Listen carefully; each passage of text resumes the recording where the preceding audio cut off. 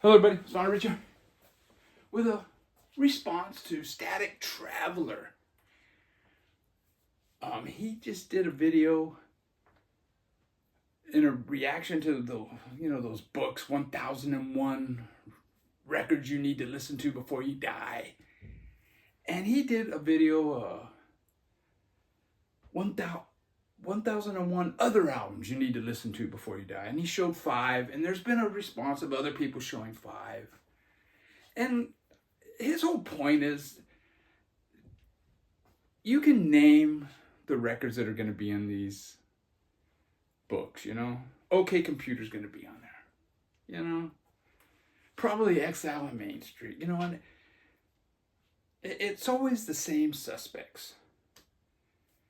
And I might do a response, like show 5 albums that I think are better than OK Computer, that'd be easy to do, that aren't included in that book.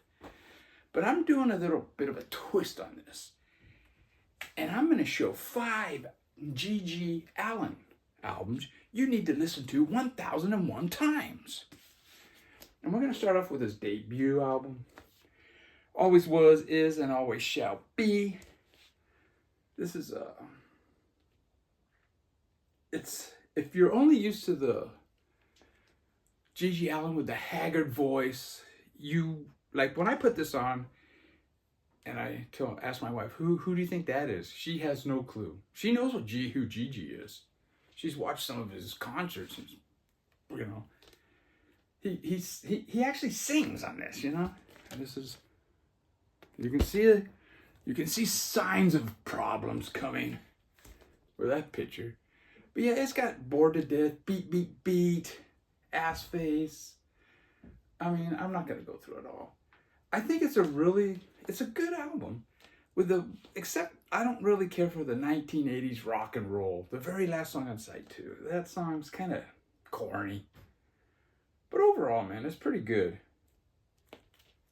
So, the first album by G.G. is one you need to listen to 1001 times before you die. Now, my second one would probably be You Can't Tame Me, which was his 3rd album. Now, I don't have that album. I was going to buy it at Going Underground Records. They had a copy. It's like probably a bootleg copy or a new reissue. And but I didn't, because I have all those songs on this double album, which is a comp, Dirty Love Songs. Now this comp has You Can't Tame Me, his 2nd album. It has his 3rd album, his 2nd album, Suck My Cock, is on here.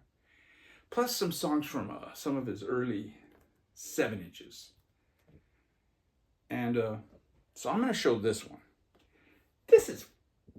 This is actually fantastic, with the exception of one offensive song that I really don't like. And what's the name of that thing? I don't know. I don't see it here.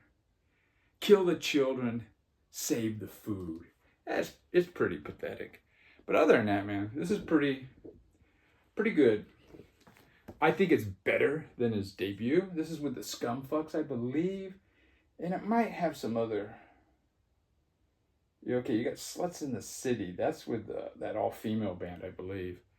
But anyways, if you can find this, go with this. But if not, go with You Can't Tame Me. And this record came like in a poster, It's pretty elaborate. Pretty elaborate poster here, But yeah, it's pretty crazy. And I bought one of these, white jackets. And I even wrote on the side here, G.G. Allin, Dirty Love Songs, FC032. You gave it a, it's one of these.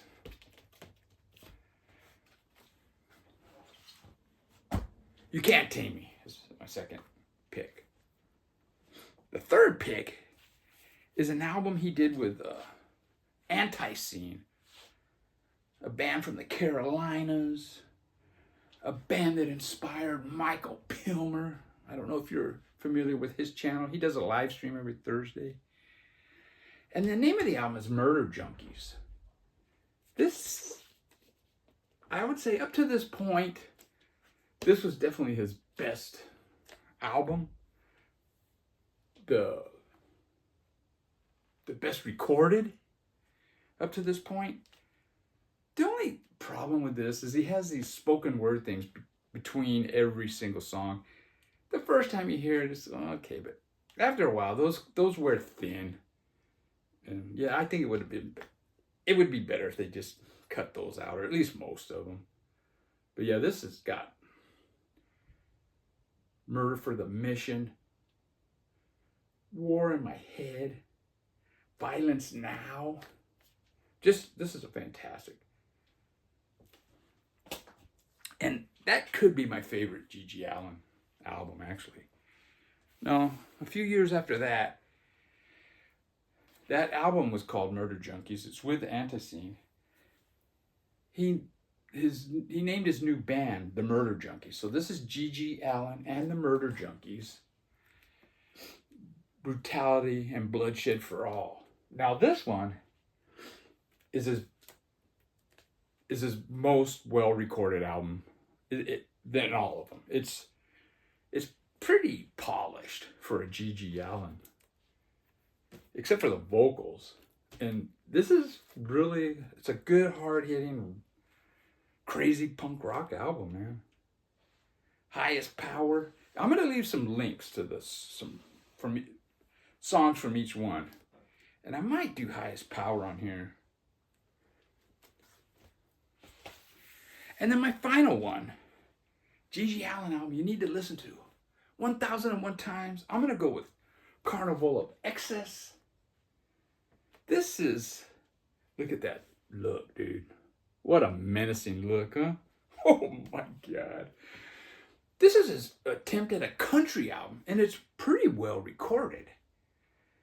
Now, I think there's like 1, 2, 3, 4, 5, 6. There might be like 7 songs that he recorded with this band. I think in one day, and then the next day the band shows up and no Gigi, man. He just skipped on the sessions. So it's kind of filled at the end with stuff that isn't quite up to par as far as sound wise. But overall, it's a really good album, man. And it has Carmelita, the song that Gigi made famous. And I think Linda Ronstadt might have covered that song. Now I'm going to have those are the 5, but I got 3 honorable mentions. And this one here, I believe it's a bootleg. That's why I didn't include it. I think overall, this is better than his debut album. And what this is, it's a compilation of his first 7 inches, or singles. And this is really good. It's a really good sound quality also. My next honorable mention is the first G.G. Allin album I ever bought. And the reason why, it's actually on a label, Homestead Records. Like that, You Can't Tame Me, the one I showed, that was originally a cassette-only release, He's famous for that kind of stuff. But this one, I don't include it because some of the songs aren't great, but it does have Stink Fingered Clit, and one of his greatest songs, Scars on My Body, Scabs on My Dick. That is one of his greatest songs. And it ends with a Manson song, Garbage Dump. And there you go, Gigi. And my final one is the next album I bought by Gigi when it came out. And this also is on Homestead Records. This has a lot of really good songs. It's kind of uneven, the sound quality. But it does have Die When You Die, Caroline and Sue, and Cunt Sucking Cannibal. 3 fantastic songs. Now, which one of those I'm going to show? They're pretty offensive, but you got to listen to them at least 1,001 times. Well, the honorable mentions, I would say you got to listen to 100. Anyways, take care, everybody. It's good to be back.